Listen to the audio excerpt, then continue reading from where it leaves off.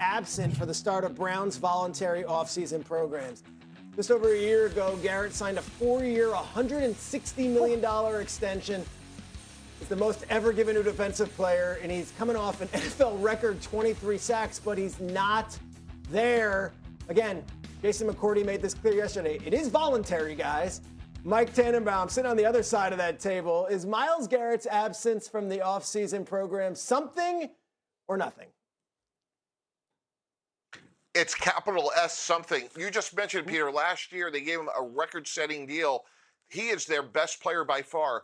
You have a rookie head coach in Todd Monken who were trying to establish his program. If we go back 10 days ago, the juxtaposition was Lamar Jackson showed up for Jesse Minter to tamp down any noise, any speculation.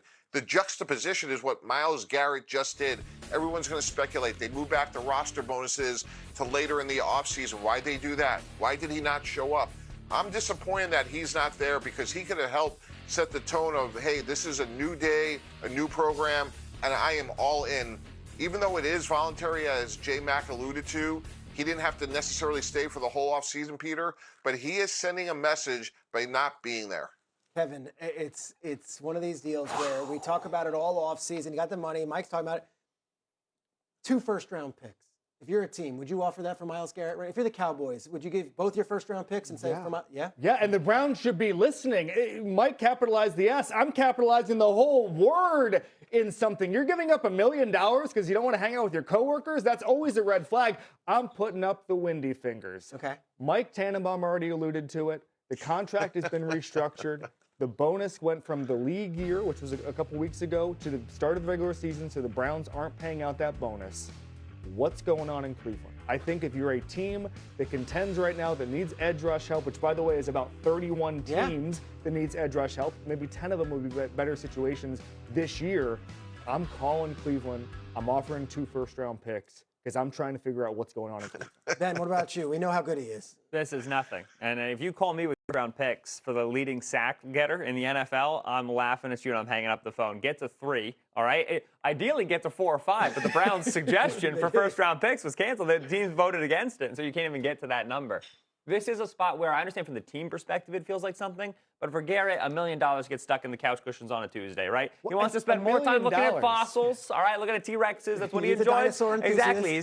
I would also be taking as much time away from the Cleveland Browns as I possibly could. If You're being sarcastic, but honestly. I very much is a thing. It's $1 million. It's hard not to read into it. If someone dislikes their workplace so much they're willing to give up $1 million to not be there, that can't be nothing in my book. I mean, we had Trey Hendrickson missing out on off-season workouts for seasons after season. But he was trying to get a new season. Contract. Right. Myles Garrett has a new contract, and he's still bailing. Myles Garrett's got 25 sacks, or whatever it was, 23 sacks.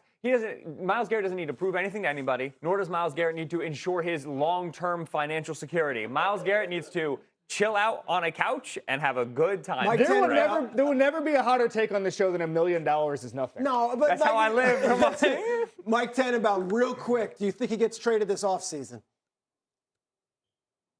I don't, but I am suspicious, as Kevin alluded to, there's a little smoke brewing here in Cleveland. Okay, this is a lot to chew on, and we will talk about it all offseason. Cold studio to warm up Ben Solak. Sonny Styles will be the best player in this draft in a few years. Consensus, everybody will say it. Here's why. He's 6'5". How many tackles did he miss in the regular season? 0. Only Miami's Mark Fletcher broke a tackle of his. His athletic testing numbers, unbelievable. Closer to Calvin Johnson and Julio Jones than other linebackers. He is everywhere. In 2026, you have to have a linebacker like this. He will be a stud and a perennial All-Pro. Mike Tannenbaum, everyone's excited about Sonny Styles. What do you see in your evaluation? And could he be a top 5 pick? Absolutely, and I think he's going to be a great player. I want to go as far as what Kevin said. Look, he's a former safety who at 6'5" ran an improbable 4.46. He could run down the seam in that cover 2 defense. He can blitz. He has 9 sacks, 9 pass breakups. Very rarely do you see a player with this sort of production in college, a really rare player. Not sure if he's going to be the best in this draft, but certainly a difference maker. Ben Solak, you devoured the film. You know all the numbers. What has you fired up on a Friday? I like tight ends who run faster than 4.4. Here's a comprehensive list. Kenyon Sadiq at Oregon, and that's about it. Nobody else has done it. 4.39 at 240 pounds. I used to do that back in the day, not anymore. Listen, explosive receptions from the tight end position is actually very rare to see. Most tight ends are check down guys. They don't really break tackles. Sadiq can be a unicorn of a receiver. Think George Kittle style, streaking down the field, knocking safeties off him, running away from linebackers. This is a change your passing game caliber of a prospect here. I don't know where he goes in the first round, but the team who gets him is going to be fired up. Kevin, what are you thinking about Sadiq? I love him. I'm with Ben. I love athleticism. Always bet on the freak athletes. I'm going to throw out Eli Stowers as well from Vanderbilt. Former quarterback, 4.5. 40, so go a little later. Not a 4.3.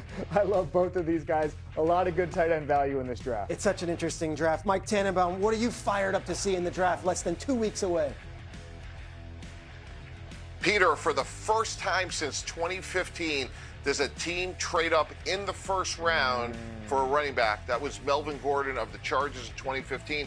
Jeremiah Love may be the best player in this draft. He is explosive with the ball in his hands. He's an impeccable pass blocker. He catches the ball 63 receptions. And if I'm the New York Giants and I'm trying to set the tone with John Harbaugh, do I actually think about trading up above the Tennessee Titans at 4? Maybe flipping, Peter, with Arizona at 3 to get a tone-setting, culture-setting player in Jeremiah Love. All right, Ben, just for your context, this show has been the Jeremiah Love welcome wagon. Bring us down to earth. Give us a little bit of a front office perspective, Ben Solak, on why maybe running back doesn't make sense in the early round. Because when you take a running back 3 overall or 4 or 5, you become the 7th highest paid running back in football, right? And you lose some of the value that you get versus getting an edge there, who's the 26th highest paid guy or an offensive tackle. So from like a long-term team building perspective, it's not the smartest. But man, you watch one Jeremiah Love run, and you're like, ooh, maybe we do take the guy here at 3. And what else does he do besides run the ball? I mean, he can catch. He's a culture guy. I've interviewed him a few times. He's unbelievable. He was in the studio this time last year. He just exudes team leader. To me, if he drops, it's the best thing that could happen to him. He goes to a Rams. Mike's talking about trading up. Do the Rams trade up? Do the Vikings trade up? One of those teams that loves running backs and will utilize them. That, to me, we saw Ashton Genty, a great running back on a bad team last year. Yeah. Let's see Jeremiah Love on a good team. Exactly. That, to me, is the key to his success. Fascinated by what Tannenbaum said. Could a team trade up to get Jeremiah Love? Draft we go. We've got Ben Solak here. Ben on ESPN.com has a really cool article. It's a mock draft, but just of where you think this year's quarterback prospects are going to go. People like mock drafts, and they like quarterbacks. They put them together. They do. Ben, why don't you take us through your top 3? We know Mendoza is going 1 to the Raiders, but where do you have Ty Simpson going? Yeah, Mendoza goes 1 because it's obvious, right? He's a prototypical first overall pick there at quarterback. He's got the big size, he's got the great arm, he's got the intangibles, the championship background. But Ty Simpson, I think will find his way into the first round there because of the 5th-year option, right? So I have the Cardinals trading up ever so slightly to move into that first round, get that 5th-year option because he's a great point guard. Think your Brock Purdy type. Think your Bo Nix type. He's accurate. He's got a live arm. He can move it around a little bit in the pocket, manage space. Works very nicely for Arizona for Mike LaFleur's offense. All right, and your 3rd quarterback is the Nuss Bus, Garrett Nussmeier. Where do you have him going? Choo-choo, baby. Buses don't choo-choo. But I have him going to the Steelers there at the end of the 3rd round. The Steelers, I think, are very live to take a quarterback in one of the first 3 rounds. Even if Rodgers returns, we're talking about a 43-year-old quarterback, a guy who's not the future. Nussmeier's got a live arm. He's a very creative thrower, and he's got good pocket management. Now, he's too aggressive. He really likes to push the ball down the field. We have to dial that back in the NFL, but there's a starter in here for sure with a year of development. Okay, Mike Tannenbaum, we're going to bring you in here. The Steelers quarterback situation. What do you make of it all right now as we wait an annual rite of passage for Aaron Rodgers to show up? They should move on from Aaron Rodgers. As Ben said, he's going to be 43 years old in December. Last year, he really struggled getting the ball down the field. And as you get older into your 40s, that's not going to get better. When you pair that with an aging defense, and what I mean by that, J.J. Watt, Cam Hayward, Jalen Ramsey, key guys, all over 30 years old, they need to start over. They need to go with Will Howard, and I think ideally Ty Simpson at 21. You have a head coach at Mike McCarthy who's in year 1.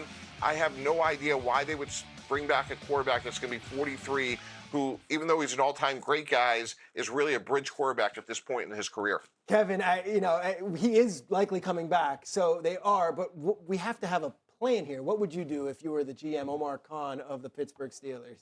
Invest in a time machine? I mean, that's the only way. First of all, he is coming back because they hired Mike McCarthy, who's the coach that he had his most success with and won a Super Bowl with. So you're already all in. There's a line of Moneyball from Billy Bean. If you have to do something, you're screwed, okay? Well, guess what? The Steelers have to do something, so I'll let you guys finish the rest. They've got to sign a guy into his 40s who is limited with mobility already, who can't drive the ball down the field, as Mike T said. He gets rid of the ball really quickly, partially because of health. He just doesn't want to get hit, partially because he just doesn't have it anymore. They're in a tough spot. They're back into a corner. So we're talking about this, and it seems like the table, Ben, you included, say there needs to. So why are we not saying Simpson 21 to the Steelers? Would that be something that you would be an advocate of? I would, yeah. I think Simpson's honestly a wonderful fit for Mike McCarthy's offense. You think traditional West Coast, we're going to spend some time in the gun. We need to be a quick distributor of the football, right? You know, good pre-snap reads. That's all Simpson's game. We're still talking about a limited player there at 21 overall, right? The comps for Ty Simpson are Brock Purdy to Bo Nix. Bo Nix was the 12th overall pick, but QB6 in that class. And Brock Purdy was obviously about as last as a pick can get. And so if you're picking that at 21, you're reaching for a pretty low ceiling with a fairly valuable pick. So I wouldn't dislike it at all, but you do have to understand that's, like Kevin says, a team in desperate need making a desperate decision. Gosh, it's like the same purgatory they were in, and they took Kenny Pickett a couple of years ago in the same spot. Exactly. Let's stay in the AFC North because the news of the week is that pass rusher Myles Garrett was